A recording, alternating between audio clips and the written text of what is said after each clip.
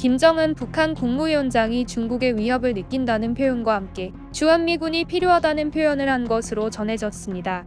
출처는 마이크 폼페이오 전 미국 국무장관의 회고록인데요. 최근 출간된 폼페이오 전 장관 회고록에 따르면 김정은 위원장은 2018년 3월 극비리에 평양을 방문한 자신에게 중국 공산당 위협으로부터 한반도를 지키기 위해선 주한미군이 필요하다라고 말했습니다. 일단 굉장히 의아한 발언입니다. 우리가 아는 북한은 미국을 대한민국 못지않은 주적으로 분류하고 심지어 북한군은 사격 훈련을 할 때에도 미군 표적을 세우는 것으로 알고 있습니다. 게다가 중국은 어떻습니까? 우리가 아는 중국과 북한의 관계는 같은 이데올로기를 공유하며 국경을 맞대고 있는 동맹국입니다. 실제로 한국전쟁 당시에도 중국의 참전이 없었다면 북한이란 정치체제는 존재할 수 없었습니다.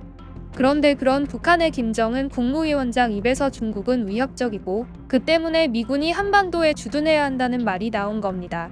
이런 믿기지 않는 발언을 폼페이오 장관의 회고록 몇 줄로 확신할 수는 없을 겁니다. 하지만 이런 머뭇거림은 박지원 전 국정원장의 인터뷰에서 확신으로 굳어집니다.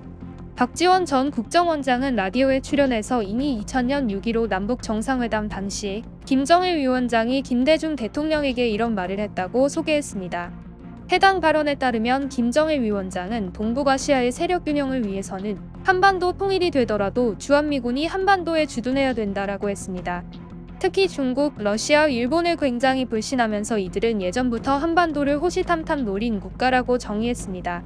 또 하나 주목되는 건 그렇다면 왜 미국을 그렇게 불신하는가? 이런 질문일 텐데요.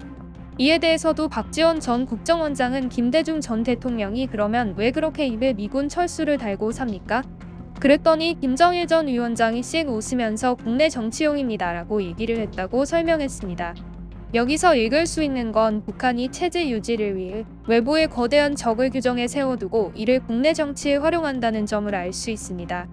나아가 결국은 북한 역시 중국이 북한을 티베트나 신장처럼 대할 우려가 있으므로 미군이 주둔해야 한다고 판단한 점을 행간해서 파악할 수 있습니다. 그리고 이쯤이면 북한이 꿈꾸는 경제체제가 무엇인지 어느 정도의 퍼즐도 맞춰집니다. 북한은 대한민국과 동등한 국가로 인정받아 한반도의 일국가 이정부 체제를 생각하고 있는 것으로 보입니다. 이와 더불어 자신들의 관광지와 풍부한 노동력을 활용한 경제특구를 키우고 그를 통한 부분 개방으로 경제를 부흥시키려는 목적을 다시 읽을 수 있습니다. 실제로 북한은 우리가 생각하는 것 이상으로 영어 교육과 과학 교육에 열을 올리고 있으며 이는 결국 경제 성장을 통한 확고부동의 글로벌 국가로 자리 잡겠다는 뜻입니다. 그런데 여기서 돌아볼 점은 북한의 국방비입니다. 발빠르게 경제와 산업 발전에 쓰일 돈이 국방비에 쓰이고 있으니 이 또한 주한미군 주둔 등 중국 견제를 통한 절감 효과를 노릴 수 있습니다. 도대체 북한의 국방비 지출이 어느 정도이길래 이런 것일까?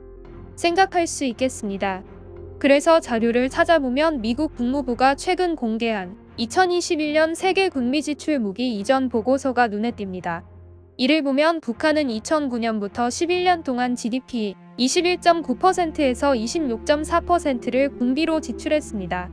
이는 무려 10년 넘게 군비 지출이 전 세계 1위인 셈입니다. 심지어 북한은 GDP 대비 평균 군비 지출이 세계 2위인 오만의 11.8%, 3위인 사우디아라비아의 9.7%와 비교해도 큰 격차를 보였습니다. 반대로 똑같이 전쟁의 폐허를 겪었지만 한강의 기적이라고 불릴 정도로 우뚝 선 대한민국은 같은 기간 군비 지출이 GDP의 2.7%에 불과해 전 세계 기준 45위로 나타났습니다. 같은 돈을 벌고도 한국은 그런 돈을 경제 발전을 비롯한 여타 사회 인프라에 쓰는 반면에 북한은 대한민국과는 비교도 되지 않을 정도로 생산성이 낮으면서도 전 세계 최고의 군비를 지출하고 있는 겁니다. 이쯤이면 북한의 미국 비난은 국내 정치용에 불과하고 결국은 중국 견제를 위해 주한미군이 필요하다는 의중은 솔직한 속내로 풀이됩니다. 중요한 것은 이런 속내를 미국 장관에게 직접적으로 털어놓았다는 점이며 이면을 들여다볼수록 경제 문제를 최우선에 둔 북한의 의중이 보입니다. 그리고 더 중요한 것은 북한의 이런 큰 그림을 따라가다 보면 결국은 대한민국이 일찌감치 그런 노선을 따라 발전했고 그런 측면에서 북한 고위층은 얼마나 대한민국을 부러워하고 있을까란 생각도 싹 듭니다. 이념을 떠나 순간의 선택은 남북 분단 70년 넘는 시간 동안 현실을 이렇게 판이하게 바꿔놓았습니다. 한국전쟁 당시만 해도 남한보다 잘 살았던 북한은 이제 대놓고 얘기하진 못하지만 경제 롤모델이 대한민국임을 털어놓은 겁니다. 우리는 지금 그런 나라에 살고 있습니다. 쌀쌀해진 요즘 날씨만큼이나 더욱 추울 북한의 평범한 주민들을 생각하며 이상 미네르바의 부엉이 2부 오늘 해설 마치겠습니다. 감사합니다.